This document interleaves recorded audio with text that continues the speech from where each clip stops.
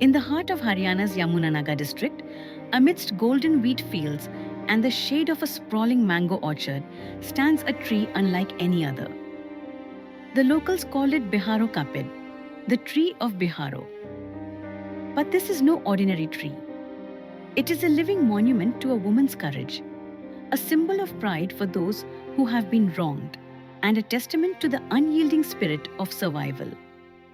Today, on August 23rd, 2025, as we mark the International Day for the Remembrance of the Slave Trade and its abolition, we share the story of Nazni, a woman whose life echoes the resilience of those who fought against oppression centuries ago.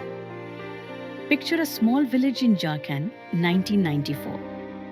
Nazni, a young girl from Manihari Kurma, lived in a home shadowed by poverty. Her father gone, her mother struggled to feed 4 daughters. Food was scarce, clothes were worn thin, and hope was a fragile thing. One day, strangers arrived, brought by Nazni's uncle. They were from Haryana, promising a better life through marriage. "They'll care for her," he said, "and support your family." With no other choice, Nazni's mother agreed. At a tender age, Nazni was sent far from home, to a village called Ladwa, into a life she could not have imagined. Nazni dreamed of a new beginning, a home where her hopes could take root. But the moment she stepped into her in-laws' house, those dreams shattered. The family had lied. They were not who they claimed to be. Betrayed by her own uncle for a handful of money, Nazni was trapped in a marriage built on deceit.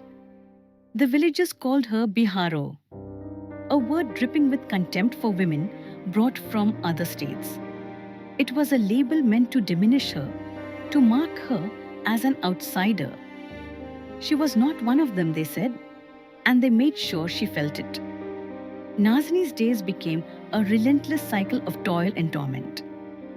Her in-laws treated her like a beast of burden, forcing her into grueling labor, often denying her even a proper meal. When she spoke out, her husband answered with fists and insults. Yet, Nazni endured, for herself and then for her daughter, born into this harsh world. But when her in-laws turned their cruelty on her 2-year-old child, starving her and keeping her from her mother, something within Nazni broke.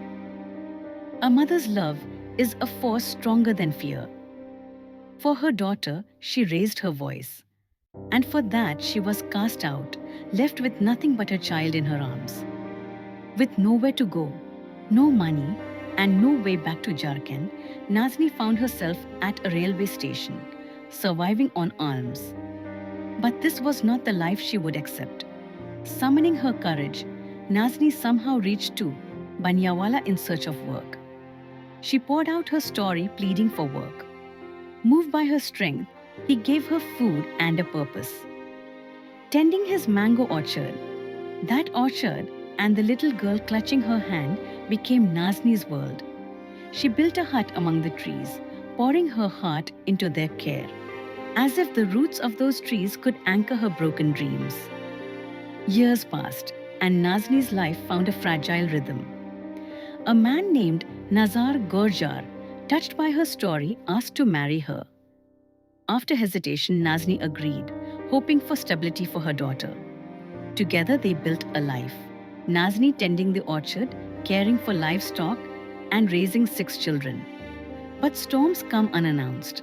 Nazar's heart strayed to another woman, and with her influence, he turned on Nazni, his fists echoing the cruelty she thought she had escaped.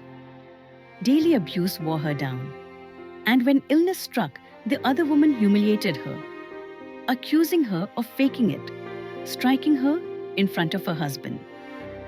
For Nazni, who had endured a lifetime of pain, this was one wound too many. In the summer of 2012, Nazni walked to the orchard that had been her refuge. Beneath the mango tree she had tended with care, she made a final choice. She took her life, leaving behind a world that had tested her beyond measure.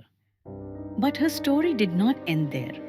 The tree now called Biharo Kaped became more than wooden leaves.